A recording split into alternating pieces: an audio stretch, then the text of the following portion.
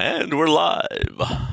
Bum, bum, bum, bum, bum. So Happy I New thought, Year, Andy. yeah, Happy New Year. Merry Christmas. I feel like we've talked about Christmas before, but maybe not. I don't know. Yeah, the ghosts of Christmas is past, and That's they right. will remain ghosts. It will. The lost episode of Christmas. And yeah, it's gone. It's gone in the ethers. Aliens Yep. are picking it up now around Venus, maybe? I don't know. I think the Pentagon is still listening to it and scanning it for various issues. Yeah, probably. I'm sure we're on a watch list for something we've said. You like stuff. You've had 2 listeners from Iran. Yeah, that darn internet. Placed to record at the Pellerito house, and sure enough, the only corner that doesn't get the internet is where the desk is, apparently. So Oh, we're man. gonna have to shift around maybe or something. Sitting on one of my son's bed. He's not here, of course, but That gets a little awkward. Hey, I'm trying to sleep, Dad. right, yeah. Stop hitting me with the computer. I get it. You like comics. Go away. Yeah. Why don't you do something real, like play Minecraft or something? Right. All systems are go until it's Oh, not. no. Yep.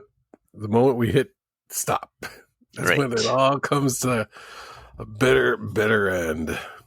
We haven't chatted in a while, so it's nice to hear your voice. Yeah, same here. For once, you've been sick and I haven't. Yeah, man, this Um, one waylaid me. I've yeah, not been this sick in ages.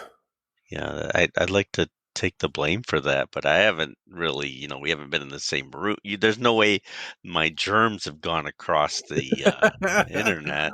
Well, I mean, it's one of those things of a telephone tag. You probably, you send it to somebody who sent it to somebody who sent it to somebody, and then finally it hit me. So are you ready for Snowmageddon? Man, I don't know, because here's the thing. 'Cause I don't think we've got a chance to record the fact that my car got stolen. Oh, yeah, that's true. That was part of the lost episode. The last episode. Here's what's going on in my Yeah. workaday world. Here's a quick recap. Yeah.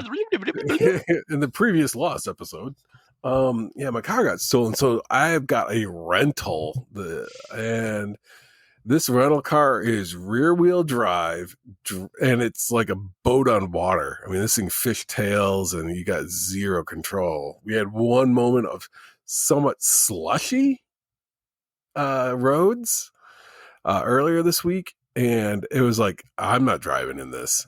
Yeah. It's like, it's one thing if it's my car, but it's a rental car, and some people take the view of like, hey, nothing rides like a rental. Woo! It's not my car. Yeah, exactly. I'm just fishtailing down the road, and I just basically turn it around and head back home. So it's like, so with Snowmageddon coming, what they're predicting, and I love the predictions, because it's like we're going to get anywhere between 0 and infinite inches of snow. Right. Welcome to Michigan. That's my favorite. It's like, and you get to maintain your job. Right. Yeah. You're that accurate. Well, yeah, they're 24 hours out and they're saying 8 to 12 inches, and all the schools around me have closed already. My kids are going to be home tomorrow. I don't remember this happening when I was a little lad, that Mhm. they predetermine you're going to have a snow day tomorrow. But, usually they wait until at least the day of before calling it. But no, it was like before I hadn't even picked up my kids from school, and they had said, "Hey, we're going to close tomorrow." Okay, okay. Dang. Not Yeah. a drop of snow has hit in the last 12 hours. You sure you want to do that? Yeah, I Hey, mean, it was like the weirdest Christmas because there wasn't any snow leading to it or after it. And then now that that's all said and done, we're moving into like, okay, yep, now we're out of the winter because technically, what is it? December 21st is the equinox. It's yeah, like, well, now we're supposed to be warming up from this point on. It's like, now the snow's hitting. So it's like, dang it. Dang it. And it's always the weekend. It's usually the weekend I have to go to Lowell, Michigan to pick up one of my sons. It's like I have to drive the farthest, usually during the blizzard. Sure enough, this weekend I have him, but I've Take already your talked to him. life in your own hands. Yeah. I said if the roads are bad, we'll pick you up instead of Friday, we'll pick you up Saturday, or we'll do it as soon as the roads are decent. He's old enough. He knows. I love him. I don't have to see him every day.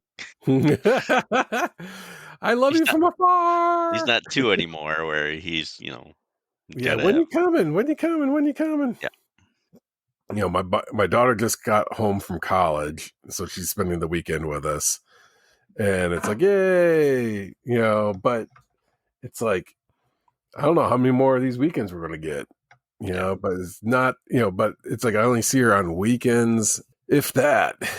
She stays up at college most of the time, and it's those changing dynamics. Yep. How is she liking it? It's a mixed bag. She's enjoying it to a degree, but it's not like Hollywood lied. This Yeah. is not what college is like. Right. So This isn't Dawson's Creek. What is this?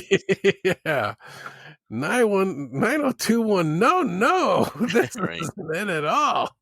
One of her best friends decided to go to NYU, not because of this, like, oh, it's really a renowned school for XYZ. No, it's what she saw in Gossip Girl. And I'm like going, Uh, do you know how expensive NYU is? And you're right. just You're gonna be disappointed no matter what. You're listening to, and this is why I love comics. Andy and Mike!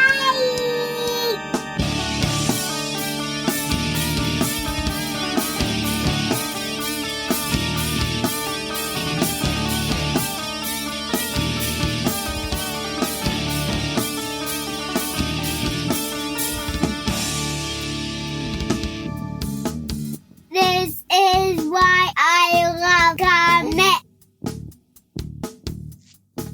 You're still there, right? maybe. Yeah. Okay. And welcome to another episode of And This Is Why I Love Comics. I'm Andy, And I'm like, and we're here. Happy New Year. Welcome to the show. If this is your first time, welcome. A special welcome just to you, our new listeners. And of course, thanks to all the old listeners. And I mean old. I mean like old, like you're old. But you don't have to be old to like us, but it helps is what it what I've definitely helps. There's going to be a lot of referencing we're going to do to right. things that you I have to mean, be of a certain age to really understand or I appreciate. mean, as an example, we were talking about teenagers, and I said Dawson's Creek, and yeah. Yeah. Like those hip teenagers in Happy Days, you know, so Richie and uh, Joni, yeah. So if you followed me on that, you're gonna be Yep. okay, You're in the right wheelhouse. right? So Keep listening because welcome, there's going to be more like it coming. right? Dawson's Creek. Yeah, that's the first thing that came to mind. I Hey, didn't stop my Pacey. brain. I didn't change my mind. I just said it. Which is what happens a lot on this show. So I hope you get used to it. We are two crotchety old men, our old friends, and we read comic books, and we usually talk about them while talking about life. Hopefully, that is something you like. And if it is, tell a friend. Hopefully, it's something they like too. We're trying to build our numbers up. We got a lot of great things going on this year, and even coming up shortly. We're doing this great artist brackets of madness. That's not the official title. I'm still working through it. Me We too. have 9 guests of the show. I don't know how to call it. Friends of the show. How about that? Yep. Friends of the show, including the two of us. They might We're not gonna be after all the brackets are done, though. That's true. That is very true. Voices you know, voices you don't know, people we haven't had on yet, but we probably will. We are going through in cutthroat style.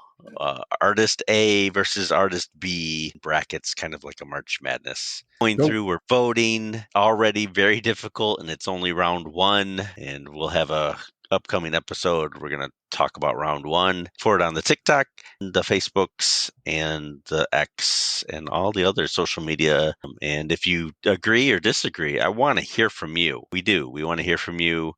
And I'm going to post it on the Old Guys Who Like Old Comics. We want to hear from you guys, too. That's going to be coming up very shortly. Mike got his car stolen. It's in the Lost Christmas episode. Merry Christmas. I think it's Santa. I think Santa took it. Yeah, his sleigh was not flying correctly.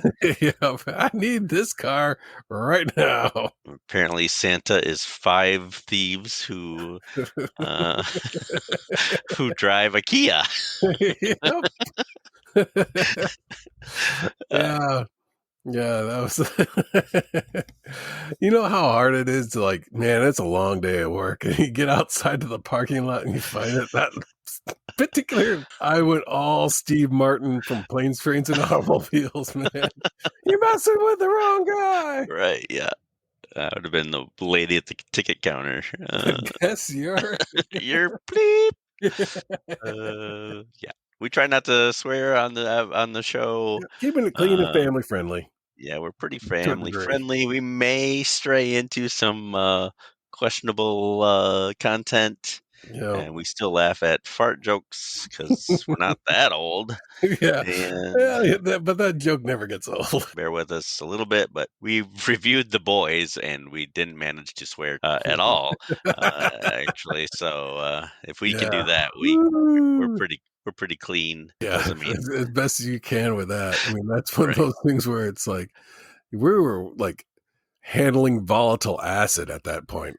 You know, it's like, okay, Andy, you cut the green wire or the blue wire in discussing the boy. they're both bad. They're both bad. Yeah, either way. Yeah, it's kind of like, how do you describe what we just saw with our own eyes? Right. And I'm not saying there isn't some things that maybe we shouldn't have said, but it's whatever. We know our audience and they're cool, so no complaints as of yet. Yeah. Fingers crossed. Don't jinx us, man.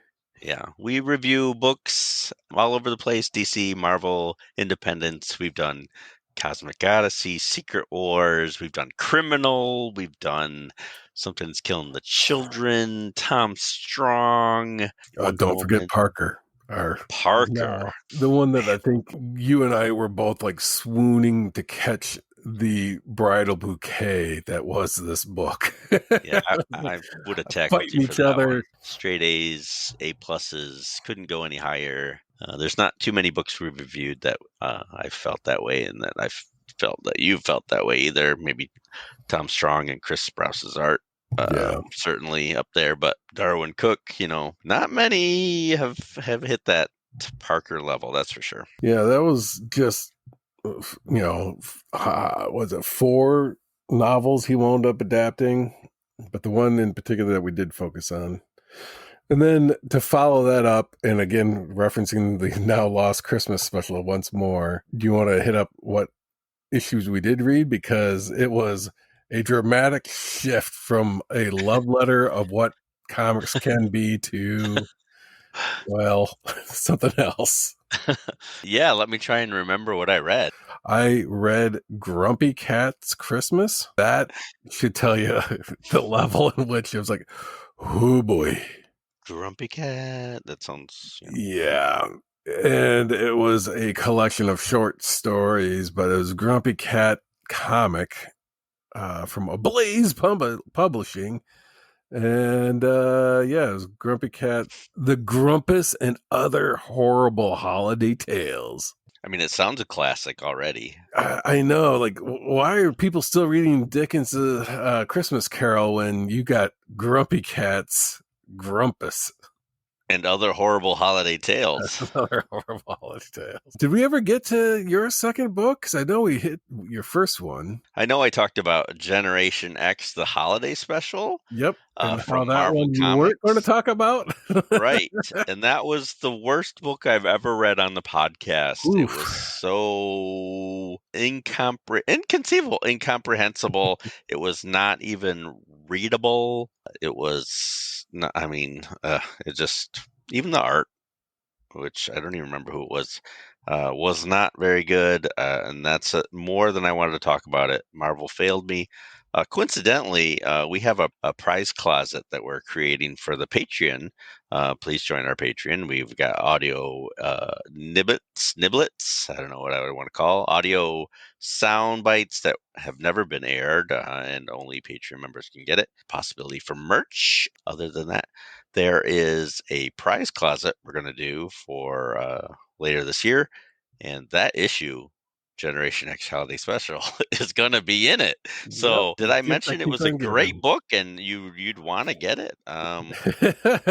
This is one of those where it's like, you want a white elephant? Guess what? Generation X is going to be there for you. Cover your needs. And the cover for that, he knows when you've been sleeping. He knows when you're awake. He knows if you're a mutant. That's my other two books, because that one was so awful. I just omitted it from my brain. Tried to and still trying to. Brave and the Bold issue 184 with Batman and the Huntress, and it was excellent. Yes, it was probably my favorite of the Christmas episodes that we had done of an issue, and that was wonderful. And then the other one, yeah, we didn't get to it. It was My Adventures of Superman 487 by Ordway Tom Grummett, and we didn't get to that. But it was, back in the years when they did the triangles. You had to like read follow. it in this order. Yeah, this was 1992.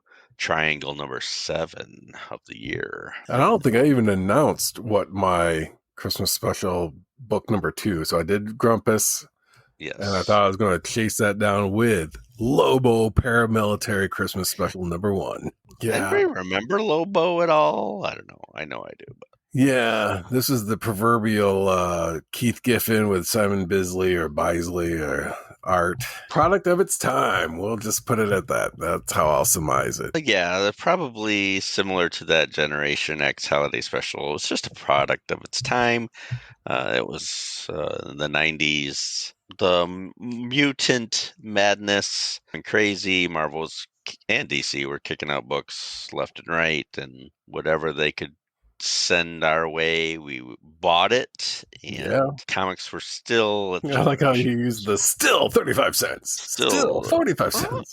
Well, it was $3.50, so that's a little more than I thought. No. Oh, was it an annual or was it a special? Or it was holiday special. Okay, so it was a standalone. So probably had more pages, so that's why it garnered a little bit higher than the normal price. In comparison, the Brave and the Bold was 60 cents. Mm-hmm. Yeah. Woo!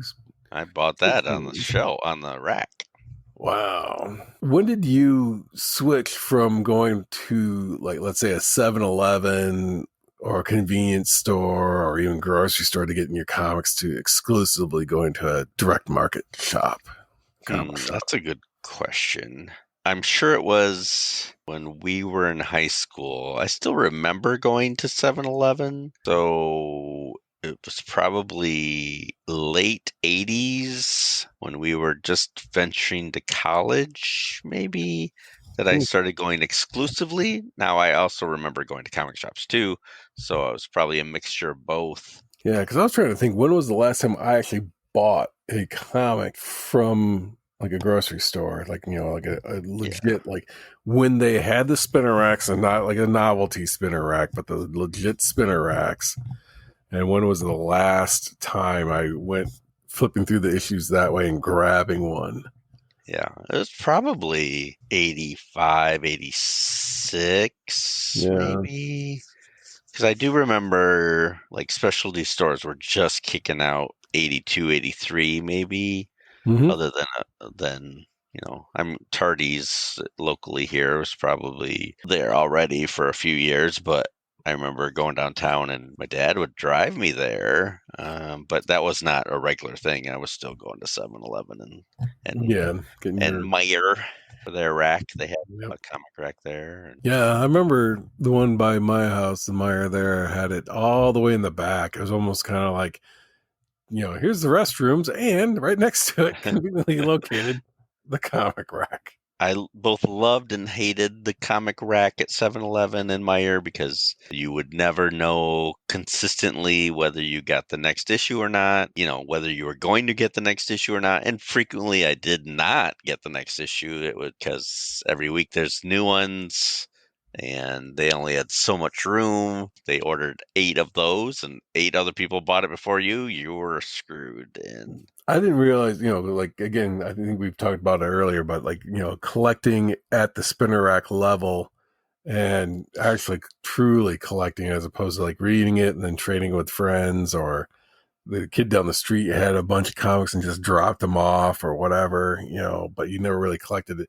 Something you just grabbed, like, oh, that cover looks good. Treasury editions were my bread and butter as far as getting, like, whenever we'd go to the comic shop, because it was like, for that much money, look how big this comic's gonna be. This has gotta be amazing. And so I'd get a bunch of the treasury editions. I don't think I ever went to a comic shop. I went to, not that this is going to make any difference to any of the listeners, but Argos was the first one I remember going to. That was really a bookstore because my dad loved the books. And so it had comics kind of coincidentally. I remember going through there and getting some the treasury editions there. Because my dad had worked in the school systems, and the owner of Book Stop, that comic shop, was one of his students. When that store opened up, my dad went there to kind of like, oh, you went to the school and I'm going to, give you a few shekels here or there to just kind of show, support. Loyalty to the school, the old alma mater kind of a thing, or whatever that's pronounced, alma mater.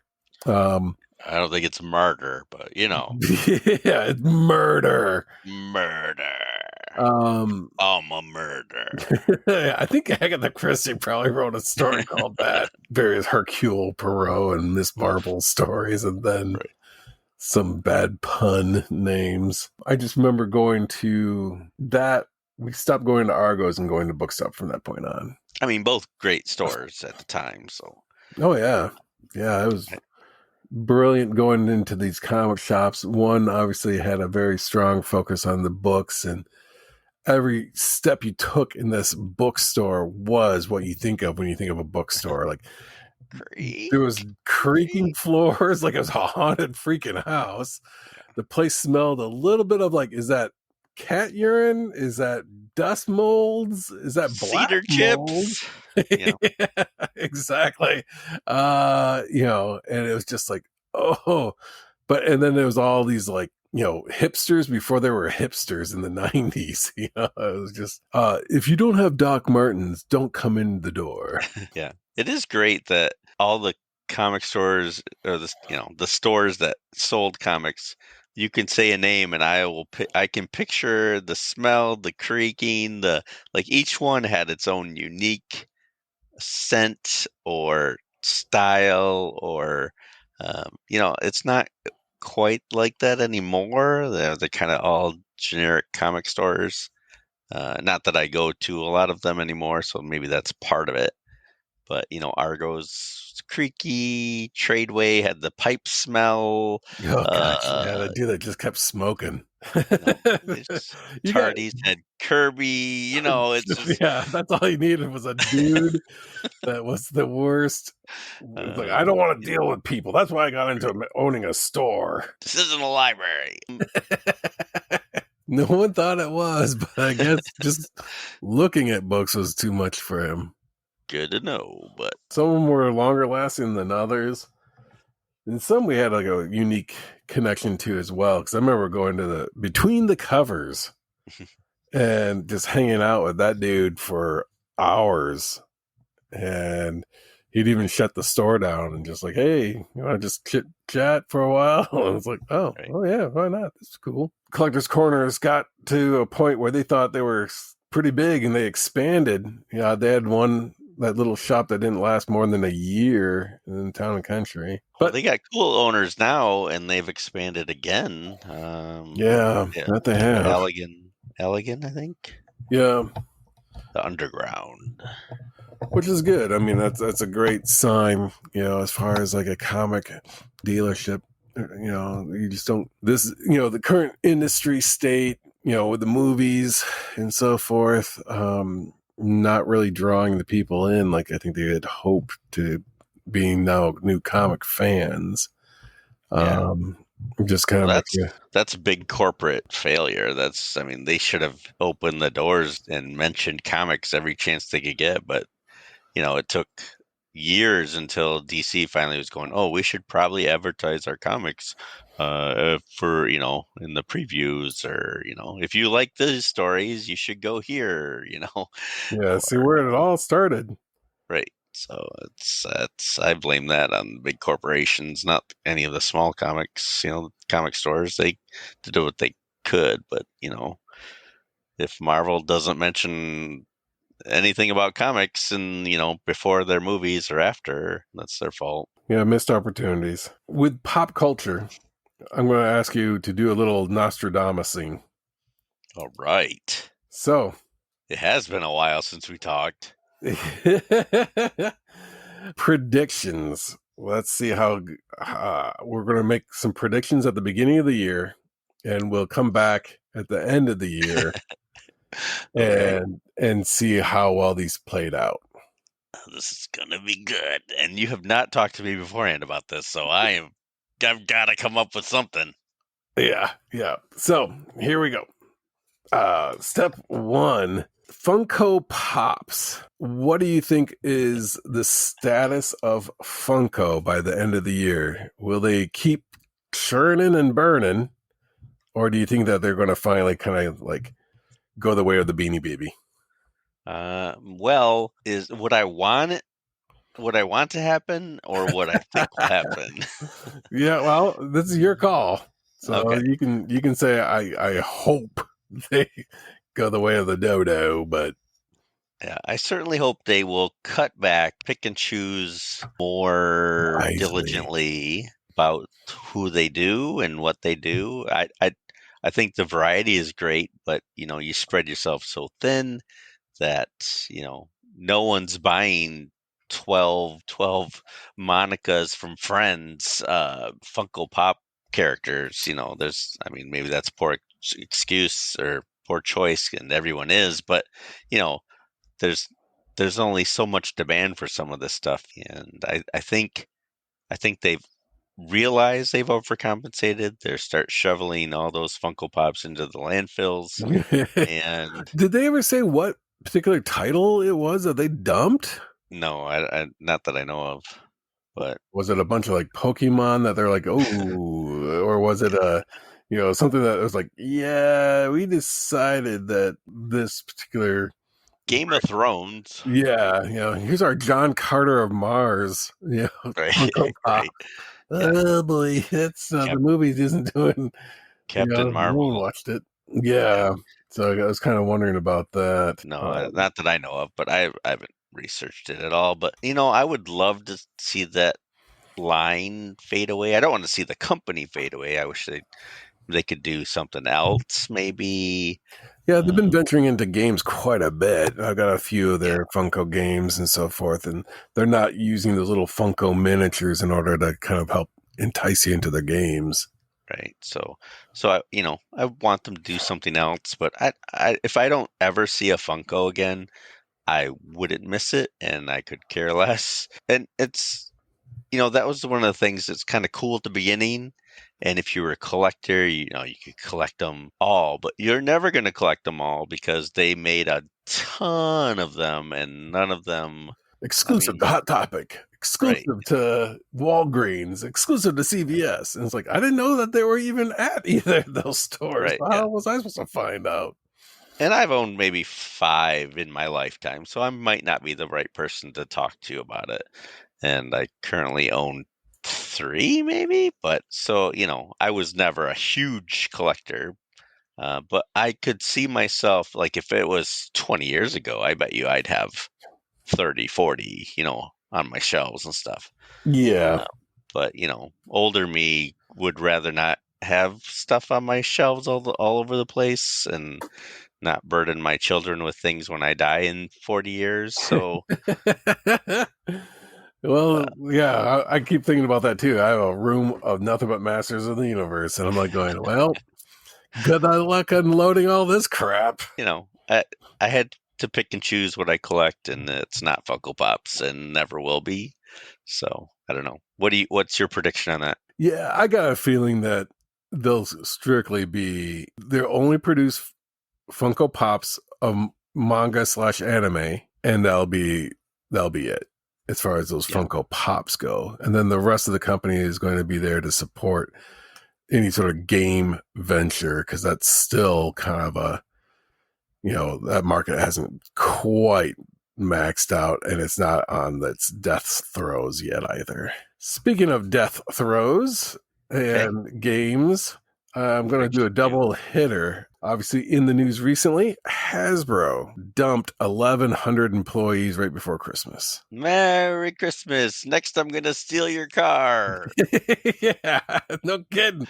It's like, you think about all the kids who wanted toys for Christmas, and it's like, who made most of those toys? Oh, yeah, probably Hasbro. But the people who worked on making those toys are no longer can't afford them anymore. By the same company that just, it's like, we provided Christmas joy to all these families except for our own. We just let them go to the curb. Our children are starving, but we're glad we got your children some toys. Yeah, exactly. It's like the little match girl. It's kind of like, would you buy our poor little matches here? I got a couple things for you. You want some flowers? Thanks, and then at the end of it, they die. With that said, there's a double dip in Hasbro. Part 1, action figures I grew up with the 3 3/4 Star Wars. They were what, $1.99? When the movies came out, and even at Return of the Jedi, I think they still were like maybe $2.50. Yeah, $2.99 maybe. Yeah. And even adjusted for inflation. Now, granted, were these things like, did that ever look like Mark Hamill? Not at all. He's got yellow hair. That's gotta be Mark Hamill. That's Luke Skywalker. Right. But did I ever go, this needs to look more like him? Nope, I didn't. Yeah. I said, they tell me this is Luke, so this is Luke. Yep. And both versions of Han Solo's head that neither look like Harrison Ford. Right. His head's huge. Or he's got a tiny little head. Yeah. Neither one worked. Regardless, that was like, we played with them and you would destroy them. But it was for that price point, it wasn't that big of a deal. Right. But now, even if you go into the store and you're looking at action figures, McFarlane, the cheapest McFarlane figure outside of their superpowers, which is, I think, now that's gone up to $12 or something like that. You're looking at $25 a figure. The introductory price on a toy is now through the roof, in my opinion. And I mean, I work in the toy industry. Figures. It's just, whew. Yeah, these are all like display figures and that's it. No one's like going, let's have imaginary battles with these guys. So with that said, do you think by the end of the year we'll have reached a breaking point in action figures where it's just like, this is not sustainable? The adult collector is the only one who's buying toys, and it's not buying enough in the masses like it was. Like if you look, and this floors my kids, when I go look in the 1980s, look up images of Toys R Us Star Wars in the 80s. It was floor to ceiling as far as you could see. You could see infinity in the background of these photos, and it was just Star Wars toys. But they were very affordable. Now it's like, no, you can't. You want a Black Series Star Wars figure? It's not $2.99 anymore. It's not $1.99. Nope. It's well beyond 10 times that price. Right. So my question is this: do you think by the end of the year we'll see them cutting back on action figures in the mass retail and having to figure out a new approach for it? Well, I mean, and even those Black Series, I'll answer your question, but those Black Series Star Wars, they're cool. They're well done. And if they were affordable, I would have a ton of them because I love Star Wars, and those figures look cool. Now, some of the McFarlane Toys figures look cool, and some of them look like Superman smiling, like he just let a fart out. And and people are laughing in the background because they just smelled it. Like that's some of them are terrible. I think action figures are never going to come back down to the boy who wants them. I think they're always going to be an adult collector now, and so they can raise prices forever. I don't think this year is going to be any different. Producer Tony probably would have a few conversations about this if we can ever get him on the podcast. Out of the producer role and into the camera. Right. But Front of the camera. no, I don't. I don't think those are going to change. I think it's going to be even more exclusive. Toy departments and stuff like that are going to continue to shrink.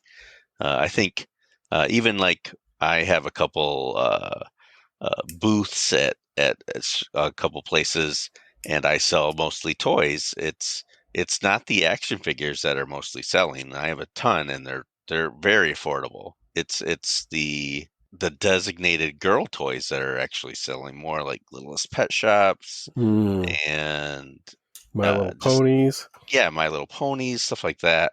A lot of it retro, stuff we had as kids, making a comeback. But it's not the Batman, Superman figures. I mean, sure I sell some, but not at the level that the other stuff is going. And it's just because kids don't play with them like they used to either. They most of the generation, even my own kids, while there was a time they played with them, it's more Legos, creative kind of toys are being pushed more than just here's a figure, do what you want with it kind of thing. Which I was very creative as a kid.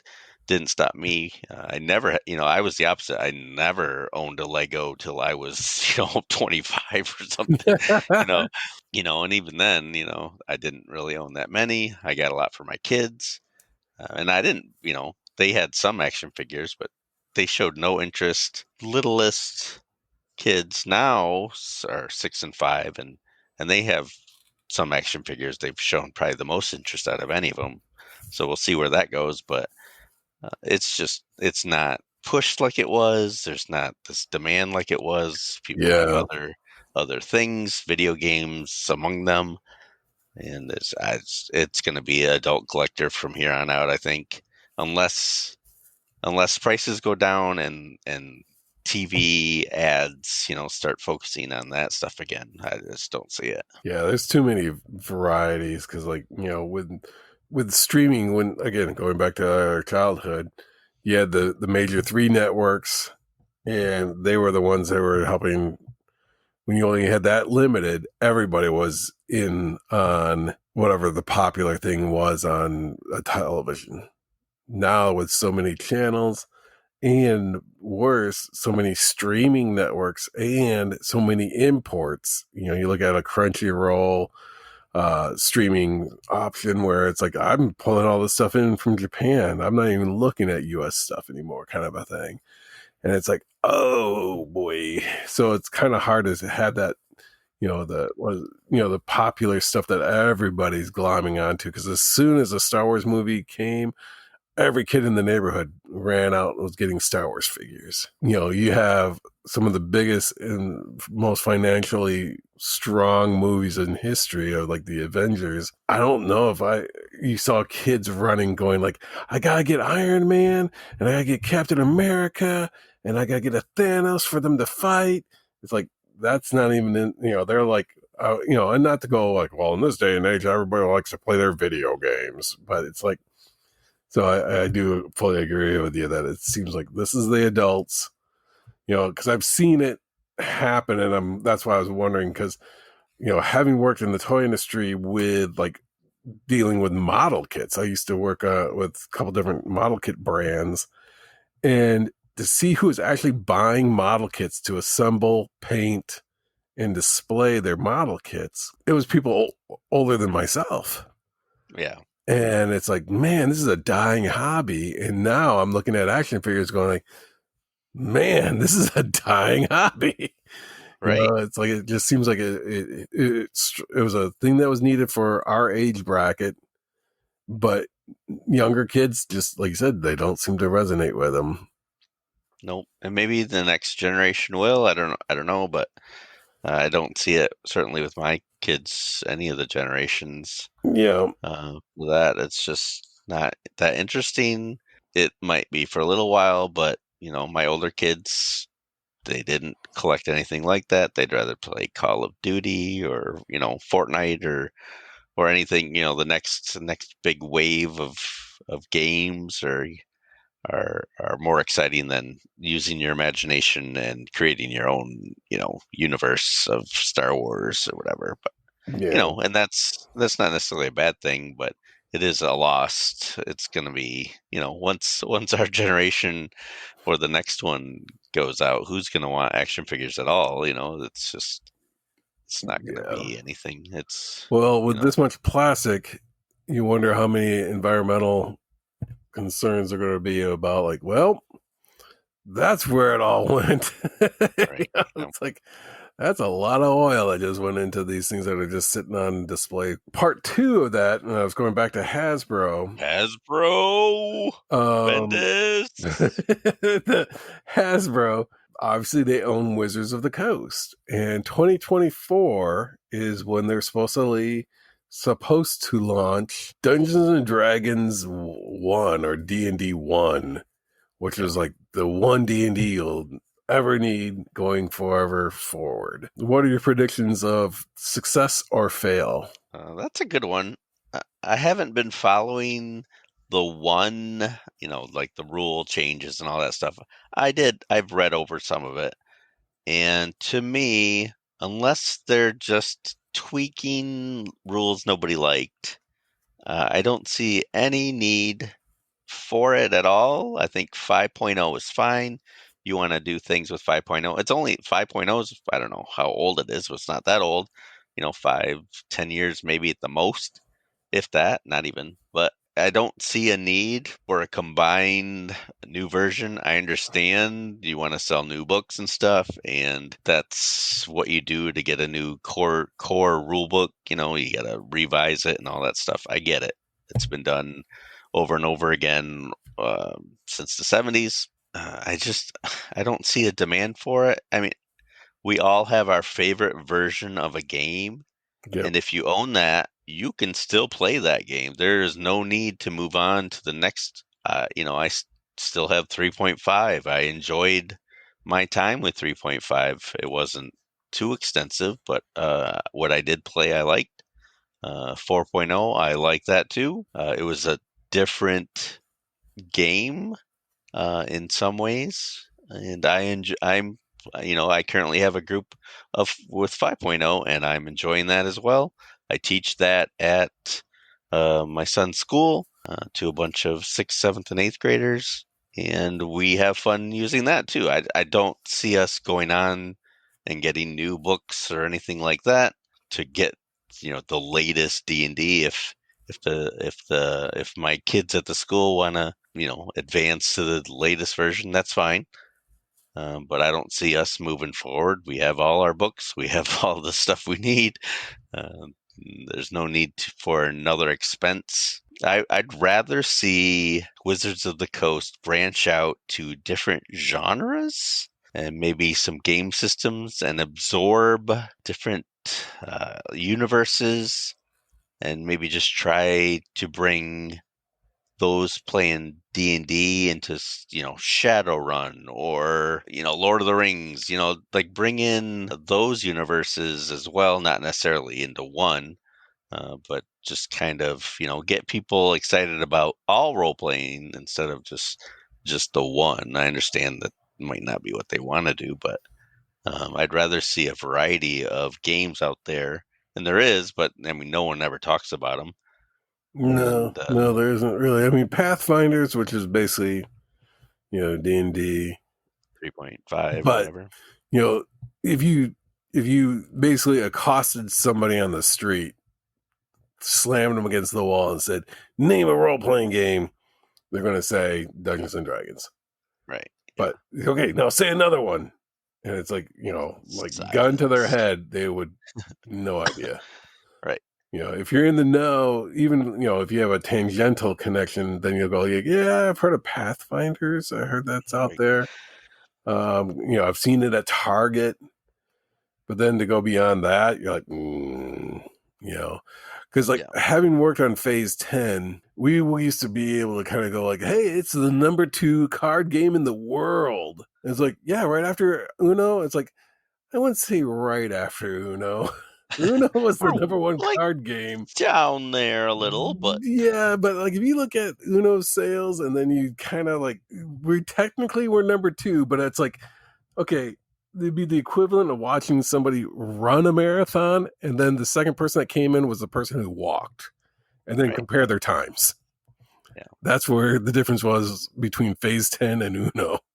Still number 2. Still number 2. Came in second place. That's all that matters. But I clearly was well behind. They had the equity. They have people remembering it. They have people that know exactly what. It's kind of like, why dilute our market for another property, pull people away from our thing, and even pull our resources? If they've had to let go of 1,100 employees, yeah, who's working now? Yeah, that's a big concern. In fact, okay, well, D&D might be one of your favorites. My all-time favorite game is Hero Quest, which is again owned by Hasbro, and there was a extremely scary post that got put up. Some people are like, oh, this could be fun, and they were trying to find like glass half full responses to it.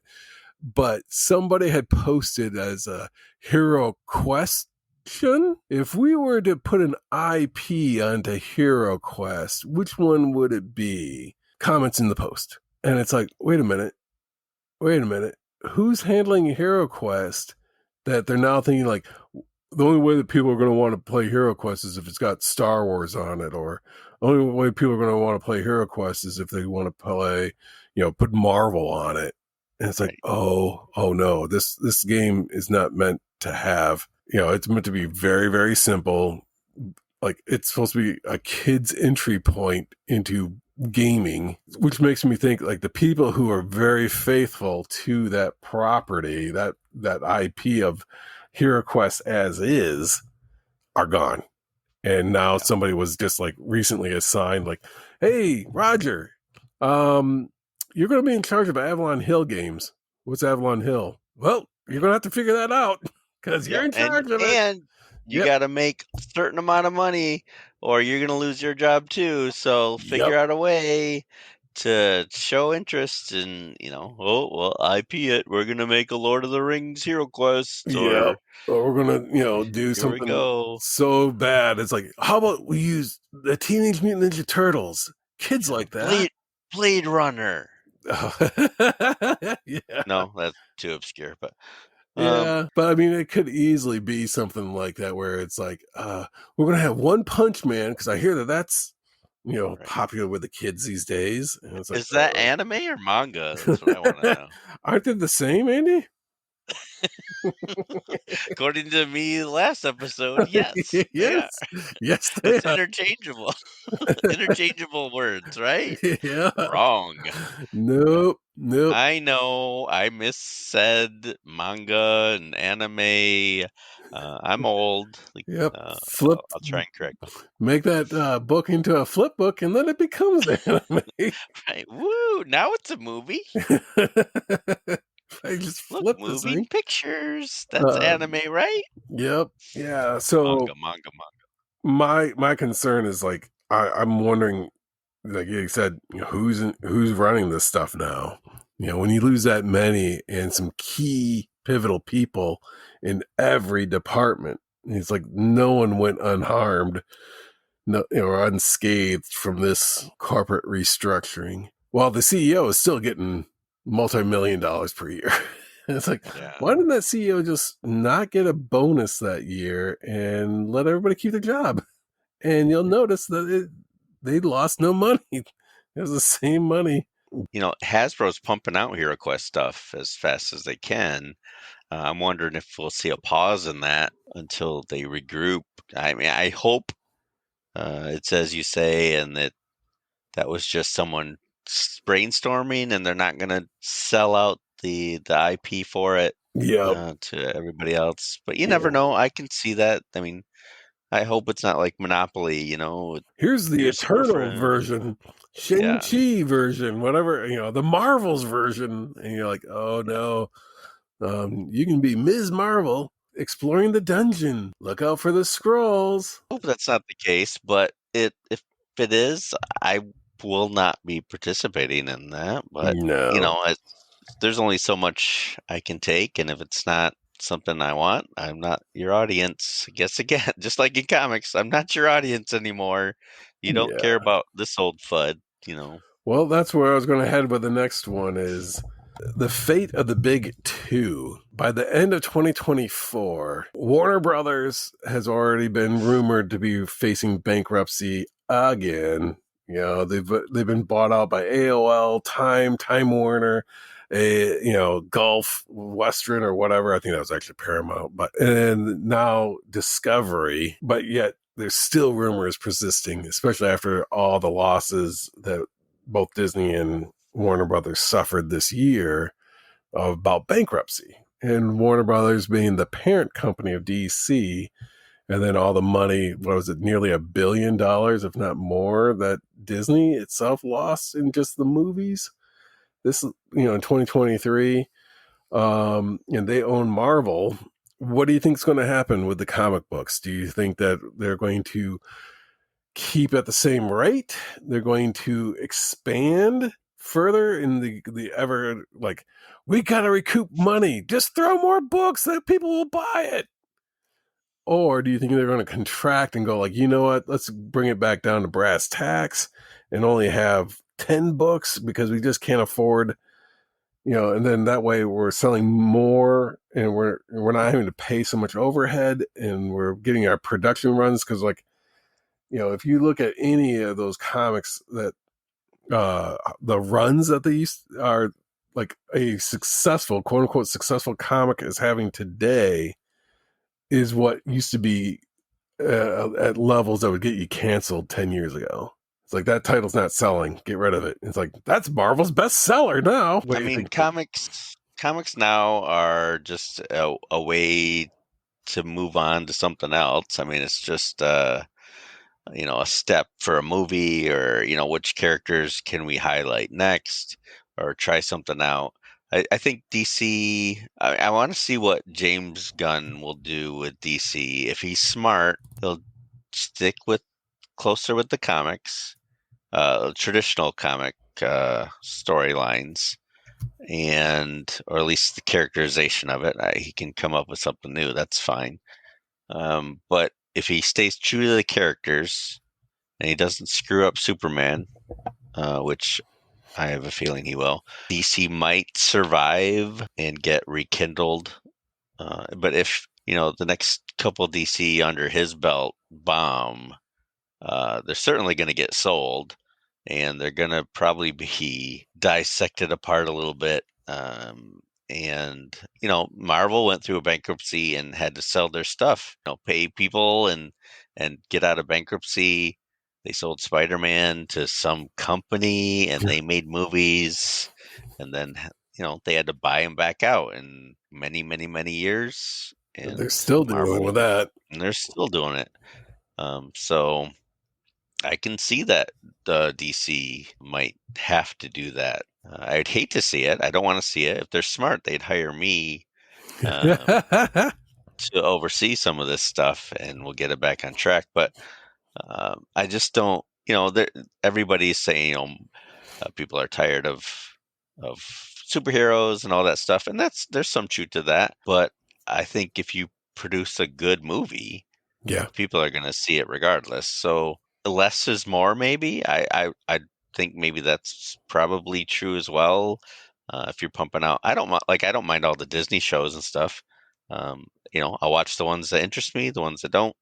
Just like every other TV show, I'll catch what I want to. I don't have to see every single just because it's superheroes. Yep. That in the 80s, sure, if it was a superhero, I'd watch it. Oh But man. when you have 12 new shows a year, I don't have to watch every single one.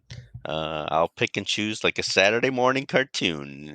Spider-Man, His Amazing Friends is on, and the Smurfs. I'm gonna watch, Spider-Man and His Amazing Friends.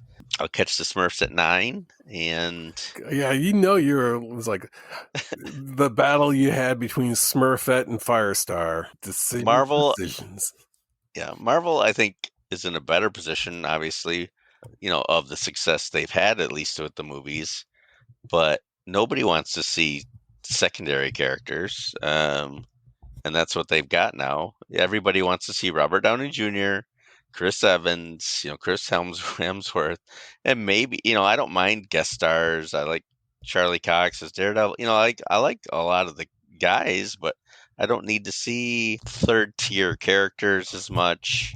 If they want to introduce them slow, that'd be great. They got to pump out these movies because actors get old and they don't want to recast them. But I think you have to recast them. I think you need an Iron Man, you need a Thor, you need you don't just say, oh, they aged out, and then let's go to our secondary. Here's the Young Avengers. Sure, those storylines are cool, and again, it's a generational thing. If you grew up on the Young Avengers, you're going to want to see that kind of movie. But you're still, I mean, if you look at what sells and what doesn't, nobody's going to see these movies now, but I bet you if you did a Captain America movie with Chris Evans, that would be the top seller of the year. Yeah. Yeah. And if they don't want to do it anymore, that's fine. But you need to recast them then and come up with someone as charismatic as Chris Evans was. Yeah. You need your core characters. You could survive maybe a year or two without them, but people want those stories. They want those characters. They don't want a Vision miniseries or Echo. As interesting as it is, they don't care if that character never shows up again ever. You want to see Spider-Man. You want to see Thor. You have to go back to those. You can't not have a DC universe without Batman, without Superman. I'm actually watched half of the Flash movie and I've enjoyed it. It's not great, and I think the actor for the Flash stinks, but first thing I would do at DC Comics is fire Jim Lee. Not that I don't like Jim Lee. I just don't think he should be doing what he's doing. And Jeff Johns already left. He's going to Image. He's got his own line and stuff. So that was a smart thing he did. Got out while the getting's good. Right. And hire some people that love the basics. Yeah. Want to go back to that. Well, I mean, I think that kind of got summarized by what was that title? World's Finest? The Mark Waid stuff. And it's like, that's the first I've heard people speaking positively about the DC line in a very, very long time. It brought people back. Was his World's Finest Teen Titans, World's Finest as is, and then I think there was one other World's Finest title. Yeah, he's got Shazam too, I think. That's yeah. And it's like it made people feel as if it brought joy back to the comics. And it was like, this is just action-packed escapist materials. And that, like I said, that's the first time I heard in a long time people speaking positively about comics. And it was just like, why was it? What if you could boil it down? It sounded like people liked it because, great artwork, great storytelling, brought it back to what it is. People running around in ridiculous spandex, so don't try to put in real world issues. Just let them fight ridiculous spandex wearing villains. In episode fill-in number here of the podcast, I said way back when, how to cure DC Comics is you could have a writer do his own line and see what sells, or do an Earth 2 Justice Society book and see what sells, and you could do a pre-crisis universe and a crisis universe and experiment. Don't just stick into one thing, and then if something sells, do more issues of that.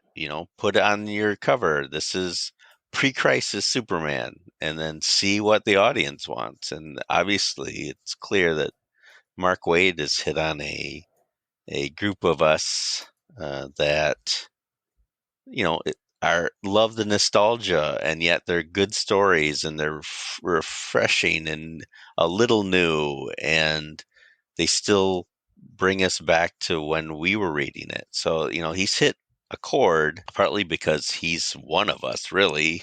He can write a good, solid superhero story that doesn't have to be anything but that. I don't want to say I told you so, but I told you so. That's why we're doing predictions now. All right, yeah. So what do you think will happen to Marvel's MCU universe in the next year or two? The writer's strike and the actor's strike really, I think, came in at the perfect time. Not that anybody wanted it to necessarily, but it gave everybody like, hey, let's take a step back and let's take another look at what we're trying to put out. I think after this Marvels fiasco, I think that should have been a little bit of a wake-up call. And then seeing what most people are resonating with as far as this Echo TV show, it's like Daredevil's coming back, and it's like a real Daredevil, not a She-Hulk Daredevil, but a real Daredevil. I feel as if Marvel won't learn. We will all be given a break, but I don't think it was an intentional break. I think it's like, well, we had to put a halt on it because strike. So next year there's going to be a few, and people will be like, oh, look, these movies aren't a failure. But then the year after that, they're going to go right back to churning and burning and making us all like, oh boy, I'm not going to watch that one. No interest in that. And, oh, you got another Eternals on your hand. And, oh, you got another Marvels on your hand where you're losing hundreds of millions of dollars and no one's interested. And you're like, well, but I also look at it, it's like World War II movies. You don't see a whole lot of World War II movies anymore. You don't see a lot of Westerns anymore. And it's like everything, all those kind of genres had kind of a season in the sun.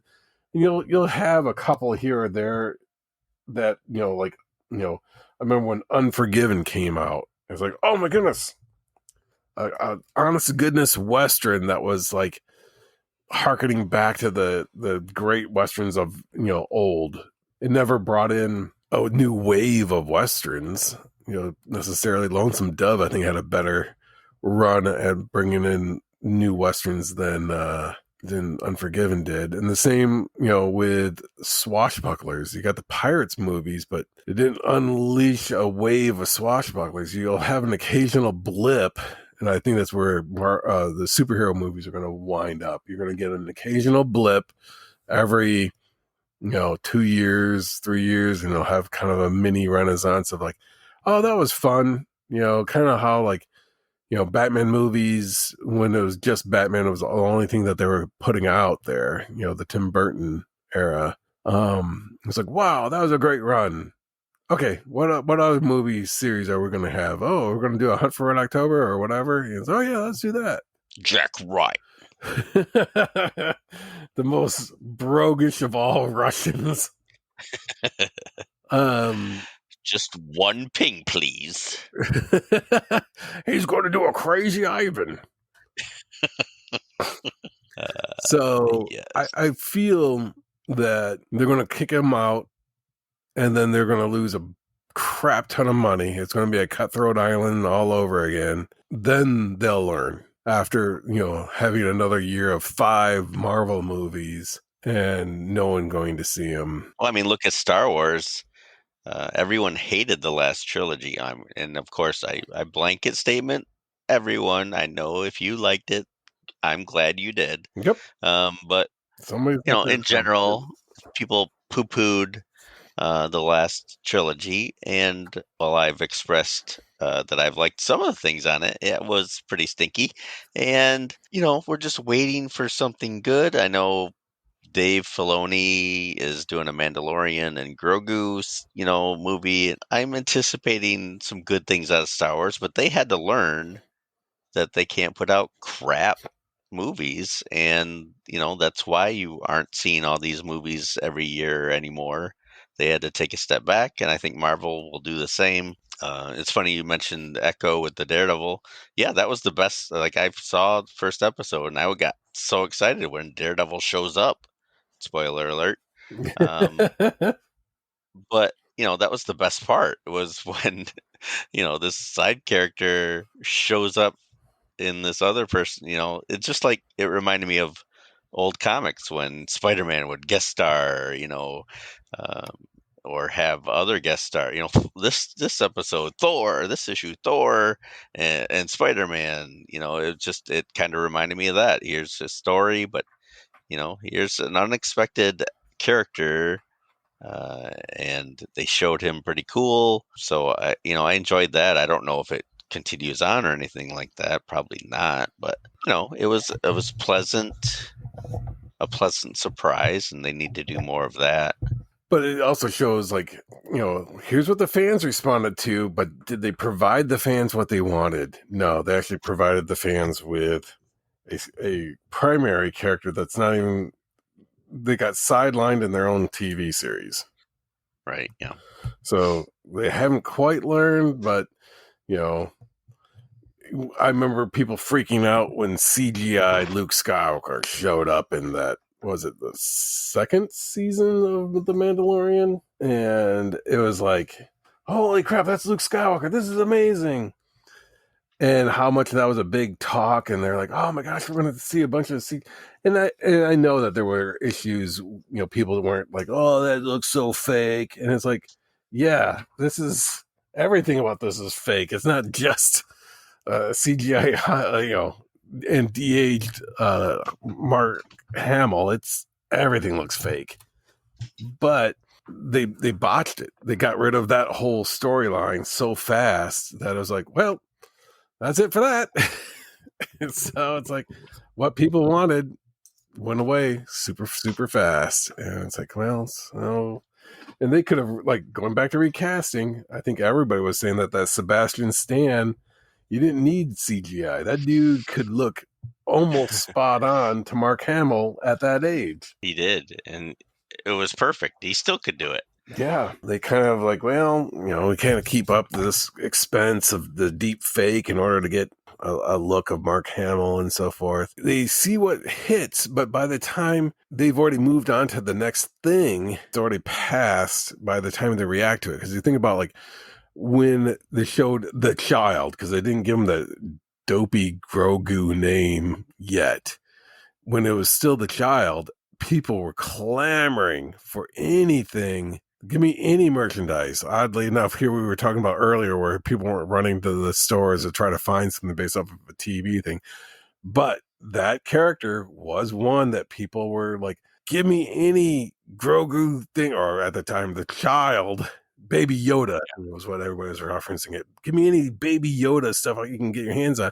And they didn't. And by the time they finally hit the market, now Ollie's is stockpiling, Grogu stuff, because it's like no one wants to buy it anymore. And I know that you kind of have to keep moving, because we would do that in the comic industry is 3-4 months ahead of, if not further, so like that's why a comic sales will drop long before it gets canceled, because by the time they finally get to canceling the thing, the sales have already plummeted.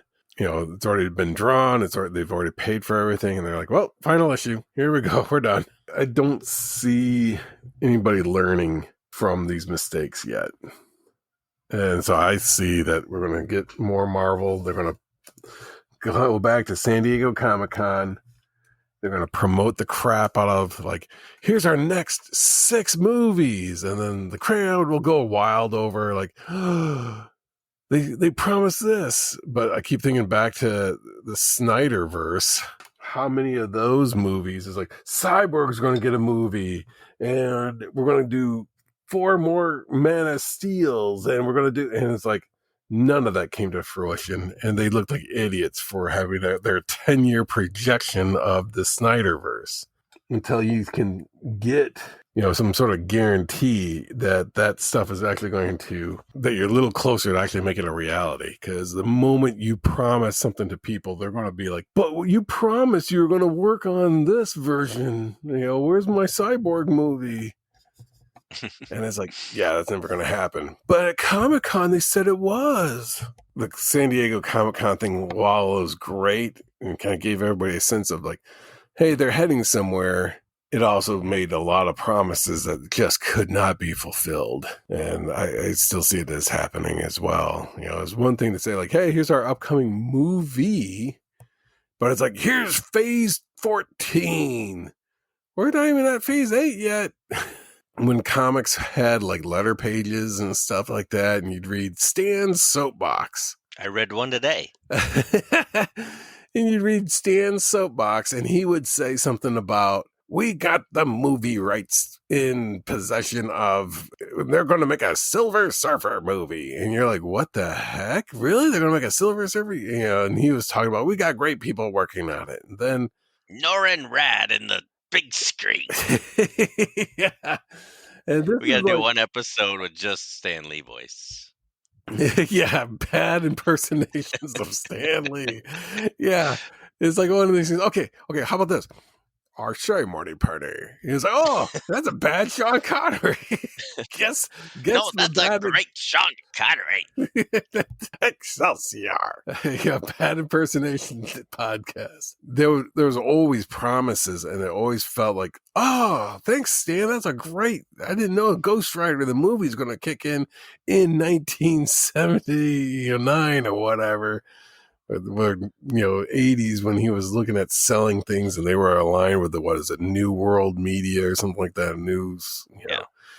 Nicolas Cage. Yeah, and it was just like, man, made promises that never got delivered, and so you're just like, well, quit making promises or quit even announcing something until it's like actually in development. Because I mean, you look at stuff where DC threw away Batgirl, and it's like, for whatever reason, tax write-off, or they thought it was too CW, whatever, it doesn't matter. The fact that they just flat out canceled that entire movie, even though it was like on the verge of going into production, I mean, like post-production or nearly released for cinema. Right, they put that Catwoman movie out. Why didn't they just put the Batgirl out on TV or something, somebody would watch. Tax write-off, and I think that part of the tax write-off was the fact that they would say that they were not going to release that film. And so, yeah, it's a really weird industry and a really weird time to be associated with it. I'm kind of, surprised by some of the things, and I'm really wondering, like, not to wish this new year that we just entered away quickly. I am curious to see, how much of this production, will we see the end of the floppy issue as they go into, like, trades are where things are at. Manga's already demonstrated that people are just, give me a trade, I'll read it, I'll pay a little bit more for that.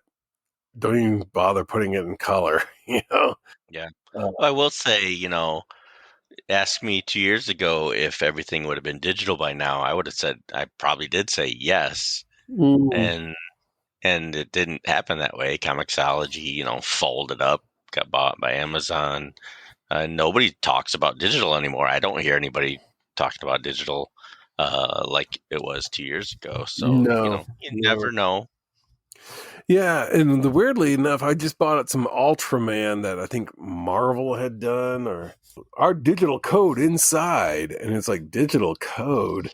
What the heck? Maybe it wasn't Marvel Ultraman, maybe it was a different Marvel title, but I picked up something that is like, our digital, redeem for the digital version of this comic. And I'm thinking, like, do they still offer that? Could I still redeem this and get this comic online? I mean, I know they have their own, Marvel Unlimited kind of thing, and DC has kind of theirs, but wouldn't Comixology fold? I mean, I still have comics somewhere out there in the Amazon that I bought, but I've never accessed it in the last 2 years. So to me, that's really just wasted money because I don't even own a copy. You know, it's just if I ever think about going to look for it, I'll probably find it. But you know, I don't go out of my way to read digital comics that aren't for the podcast. You know, it's just I'd rather hold it in my hand and read old issues of Fantastic Four, right? Oh yeah, yeah. I will say right up to a point because I didn't get a chance to read all of them. So a good Yeah, segue for the next episode. I'm still. I got 2 more to go. So I am interested because that is a run that I keep threatening to complete in a floppy version of it. Fan 4 has had several different quality teams, and then it's had some kind of clunker teams. But like when Mark Waid was on it, and he and Mark Rolingo was doing the art, oh yeah, it was like, man, that was a fun run. Were they like, holy crap, I've never read anything this amazing in my life? No. But it was the art, the comic, the story, everything about it worked and felt really clean and really well done. Walt Simonson, he came kind of fresh off of Thor, moved right over to doing Fan 4 himself. Was that a great run? It had some great moments. I don't know what would constitute a great run on Fantastic Four these days. For some reason, I always kind of kept looking at John Byrne's time on Fantastic Four going like, maybe this is it. people love that run. I own the entire run of Fantastic Four, but I mean, I've said it before. Now we're reading 5 issues for the podcast. I can honestly say I've read 6 issues of the Fantastic Four now. And I own all the Byrne run. I own a lot of the George Perez run, which came before, and I own a little bit of it after, but not much. It just was never my thing, which is another reason why I wanted to read this run, because I've heard so much about it, how great it is. And so I'm glad we're doing it for the podcast. Yeah, that'll be in the next episode of the podcast. We're going to run through, let's see, what issues did I pick? It was a 240 to 245. I did 5 issues, 240 to 245. It's all John Byrne writing, John Byrne art. So that'll be fun for our Marvel episode next month. I mean, not next month, next episode. I hope it's really sooner than that. But it's a new year. You never know. you never know. The chaos of the last few weeks. As long as it's not lost, that's all I ask. So we have a lot of things to look forward to in the next few months, including Fantastic Four. We haven't really talked about what we're going to do after that, but we have some ideas. Book-wise, we've talked about a lot of things that are just podcast-wise. So we got to go through and maybe pick some more books to read, more series. If there is a series you want us to read, or a segment, a popular issue, whatever like that, let us know. We are at, and this is why I love comics, at gmail.com. Our webpage is, and this is why I love comics podcast.buzzsprout.com. We're on the X or the Twitter at, and this is why I L1. Join our Facebook group, please. We're going to do a lot of artist bracket stuff on Facebook and on Twitter. I'm sorry, the X. And you're going to see my mug on TikTok for a series of artist brackets. I'm going to show some of the choices that we have to make, and I want to hear from you on who you would choose to move on to the next round. There is a lot of debate going on, even internally, on what was hard, what was a hard choice, what was not, and I'd love to hear from you. You can support the show by becoming a Patreon member. We are at, and this is why I love comics, patreon.com, and this is why I love comics. You will not regret it. We will use some of that for some upgrades on computers and stuff like that. And we have so much audio content that we're going to put on there. And there's already some on there. We got a merch store that's going to go. Have a t-shirt that I'm actually wearing. I'm not wearing it now, but that has You've been seen in public logo. with it. I've been seen in public with it, and I will post that as well. So you can buy your own t-shirt for it, and we would appreciate it. It's great advertising for us. It shows your support for the show. Please tell friends about the show. We need you to boost and to listen and to join us on the conversation on our social media. Thanks to producer Tony, co-host Matt 2.0, Kevin, Jamie, Matt 10.0, and probably start adding other people who are doing the artist bracket with us for their thanks as well once we start that going on. Of course, thanks to Thunder Chicken for the tunes, all our music, Thunder Chicken and our intro. They do all that stuff.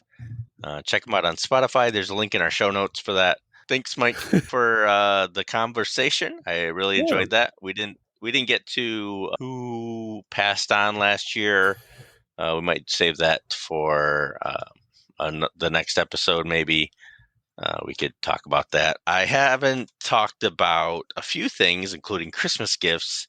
So I want to do that next time as well. Yeah, I got something pretty cool that my wife got me. And I'm still in awe of it. So, Child number 6. No. Not that I wouldn't love it, but I can't afford it. Yeah. So I look forward to talking about that next time. So for the podcast and for you, the listener, I'm Andy. And I'm Mike. And we will talk to you very soon next time. Yep. Why can't you take it all away and be with me? Why can't love take us both away? This goes right through me. Right through me now, right through me, right through me now.